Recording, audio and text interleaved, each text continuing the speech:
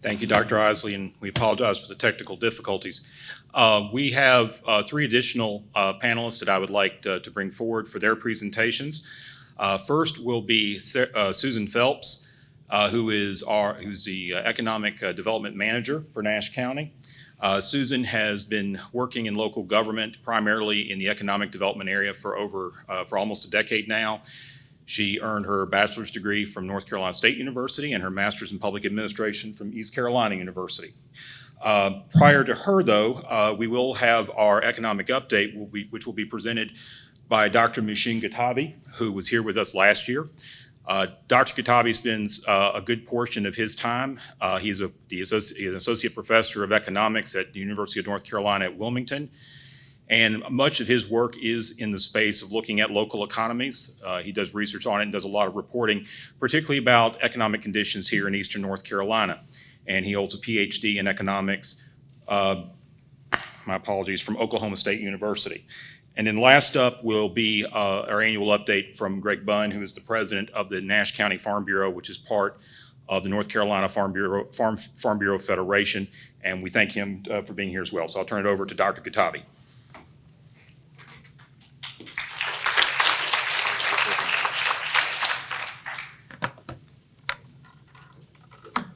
Morning.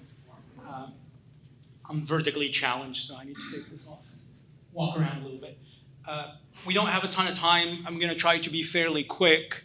What I thought I would do, my goal for the talk today is to give you a little bit of clarity around the economic landscape. I think about the economic environment as fairly foggy right now. There are quite a few economic indicators that are seemingly giving us contradictory signals. And so hopefully, if I achieve my goal, you'll come out of this talk having slightly more visibility, slightly more clarity. But let me just skip this and tell you what I'm about to tell you. I joke with my students that when I repeat things, it's not because I have memory problems, but it's because I'm trying to emphasize the point. Really, nationally, to me, the story has been consumer spending. Right? And so every single CEO for the last year and a half has been saying, the consumer is getting tired, spending is declining. That has not really happened because we saved a ton of money over the pandemic. Fiscal stimulus was fairly excessive. And so right now, the economy has held up considerably better than most people have expected. Every economist has forecasted the recession. We all have eggs on our face because we got it wrong. The consumer has been remarkably resilient. And as a result, the labor market has been considerably more resilient than most people have expected. Now, the question, the million-dollar question is, are we running out of money?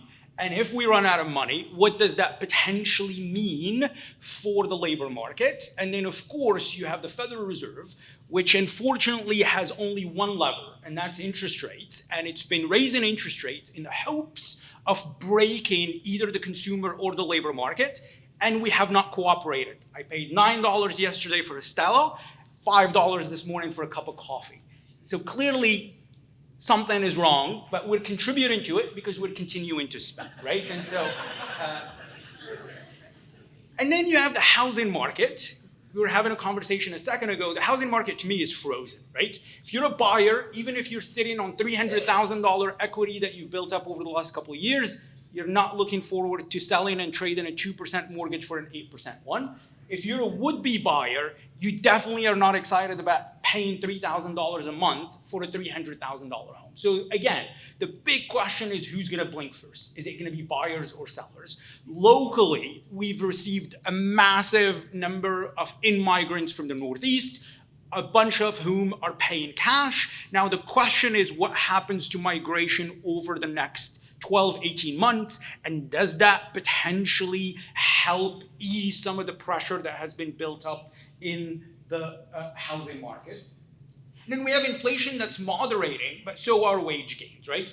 A lot of people's wages have increased at a rate that has actually exceeded inflation, right? And so we're not all experiencing inflation the same way, because on average, especially in occupations like leisure and hospitality, people's wages have actually increased at a faster clip than inflation. But now we're seeing this moderation in wage gains coupled with the decline in inflation. So the fundamental question is, if inflation were to rear its ugly head again and wage gains moderate, clearly that's going to take that's going to be a big blow to the consumer. At the local level, your economy at the metro level has been doing well relative to a lot of other metros. You've added about 900 jobs relative to September of the previous year. And then I'm going to talk, there was a theme earlier in the first couple of speakers that have talked about labor force. They've talked about where do workers come from? So I'm going to do a quick decomposition of how many of the workers that actually live here, how many of the workers that work here actually live here. And then I'm going to talk a little bit about non-wage earnings. A lot of the conversation, every time I do these economic updates, most people tend to focus on the labor market. But the reality is, when you think about demand at a local level, you must not just think about labor wages, you must also think about how many retirees do you have that are getting federal transfers? Do people have dividends? Do they have interest? Because that contributes to the local demand, and it's important to understand. Now I've told you everything. You can zone out, get on your phones, or do whatever you want. But here is to me, like the thing that's been driving a lot of this. This is inflation rate. So a couple weeks ago, or a month ago now, the chairman of the Federal Reserve of Richmond came down. We did an economic outlook. I presented the regional outlook. He presented the national outlook. And he said, it's too early to celebrate. They're really, really happy about the progress they've made, but it's too early to celebrate. Because while the inflation rate's been coming down, the reality is a basket of goods that would have cost you $100 in December of 2019 costs $120 today, right? So that means most of us are still experiencing prices that are 20% higher than they were pre-pandemic. And clearly that's driving a lot of the unease that people are feeling about the health of the economy, even if their finances are okay.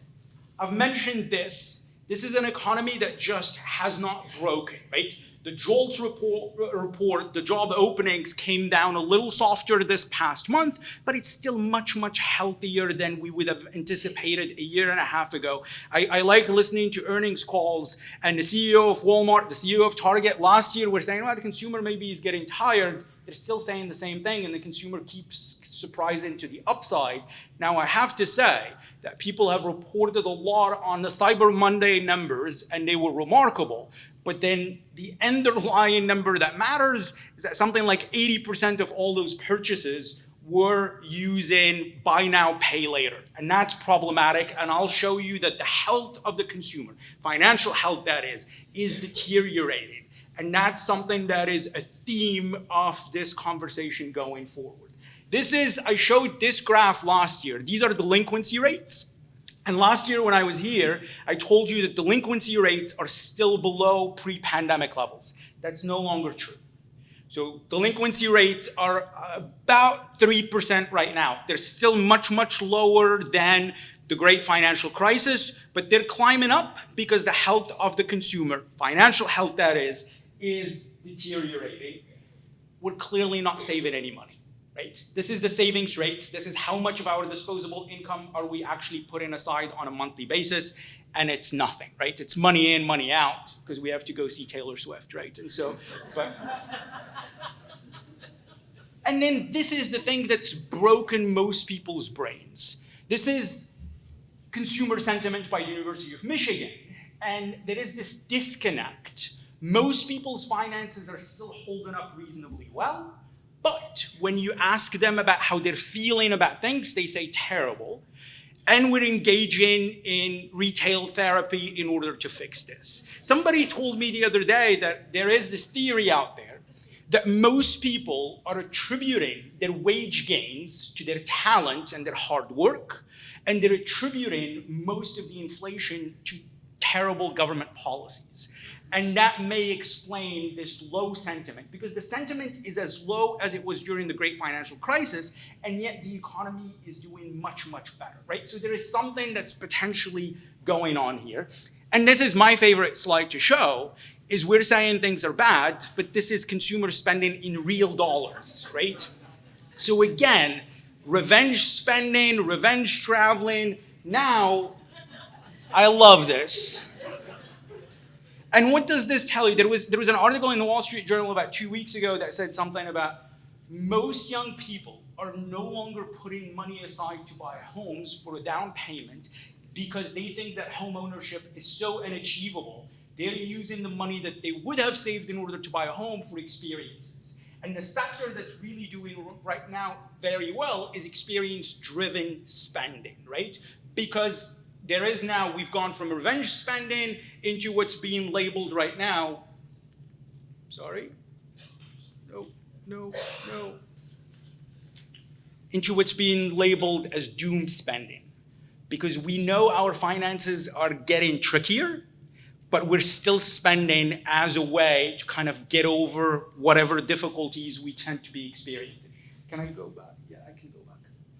So, enough about the national economy. Here is what's going on regional. So if there is a recession at the national level, North Carolina does not know about it, because every metro is still growing. The only metro that's actually gone negative, and this was a huge surprise, and it went negative last month, it went back positive this month, is Wilmington. Wilmington has been doing remarkably well. That's where I live. But the sector that's actually declined quite a bit is leisure and hospitality. And that, to me, potentially says that the consumer is starting to get tired. I always joke whenever I give talks in the area that we have a front row seat to consumer spending because we attract a lot of people for concerts, for dinners, for all sorts of things. And leisure and hospitality in the region has turned negative. This month at the national level, leisure and hospitality just turned negative as well. You guys are doing much better than Wilmington, much better than a number of metros. And this is a decomposition of growth by sector.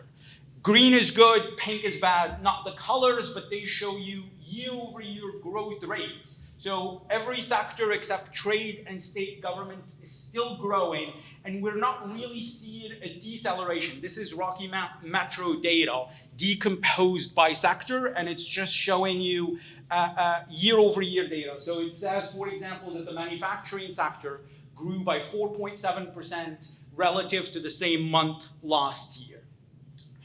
And I'm glad a couple of the speakers mentioned this. I've been thinking about this quite a bit. I'll tell you what you're looking at. This is showing you jobs that are in Nash County. So there are about 30-some thousand private primary jobs in Nash County, but only 11,000 of those workers actually live in Nash County. And there are 18,000 workers that live elsewhere that drive to Nash County in order to work. And then there are another 18,000 people who live in Nash County, don't work in Nash County, and actually go elsewhere. So where do the workers that work in Nash County actually live? They live just about everywhere, right? So you're drawing workers from a lot of places. So light colors show you bigger numbers, dark colors show you smaller numbers. So you're drawing workers from a lot of different places. And this is important to think about because there was this conversation earlier about retention and attraction of talent. So you can think about the workforce as not being county specific, but as being regional. But an alternative way to think about it is leakage, right? And so if people are working here and taking their wages elsewhere, that's leakage. But if they're living elsewhere or if they're living elsewhere and working here, then that means they're bringing in some of that money. And I think that this is really important to think about.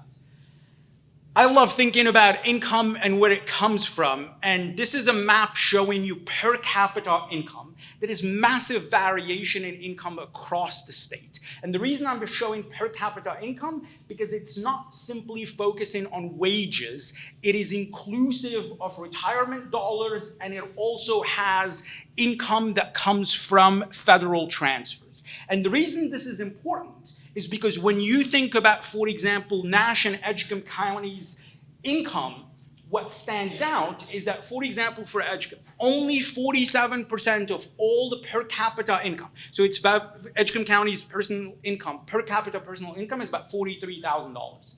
less than half of that is actually coming from wages and salaries, and the rest is coming from retirement dollars, federal transfers, and dividend and interest. So the source of money differs, which means that the spending habits of these individuals may differ, but it also potentially raises these questions about how do you set up economic development in order to take advantage of this. Nash County looks a lot more similar to the state in that about 60 cents out of every dollar comes from actual earnings. I'm just gonna skip this and I'll show you this because I think it's interesting. I didn't know this beforehand, but the rate of growth in personal income mirrors that of the state in Nash and Edgecombe counties. And that to me was surprising. As you can see, the 3 lines there are year-over-year percentage change in per capita income, and they essentially mirror each other. The reason that there was that big drop in 2022 is because there was fiscal stimulus in 21 that got pulled out, and so we no longer have that money that was coming in from federal transfers, and that's what's showing the decline. It's not showing that there is something negative in the area.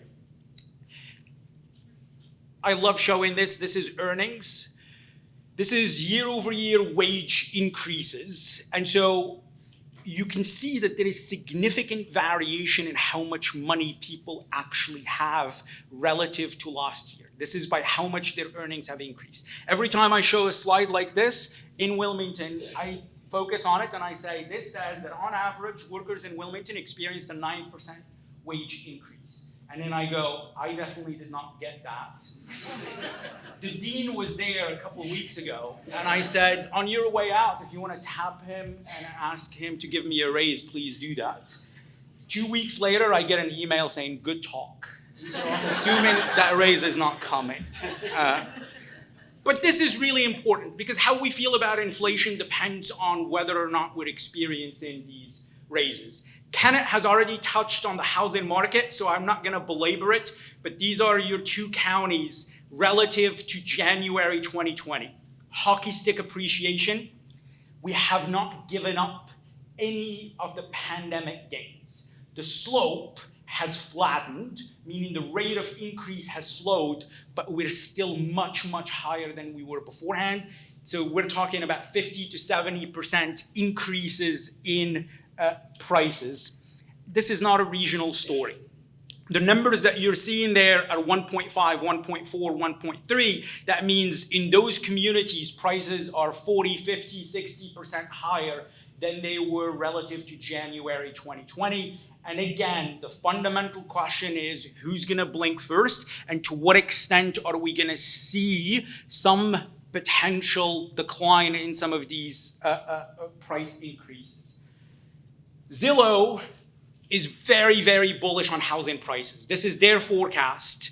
I've highlighted Rocky Mount for you. It thinks that a year from now, housing prices are going to be 2% higher than they are today. It thinks that only 2 communities in North Carolina are going to experience declines, and those declines are very, very minor.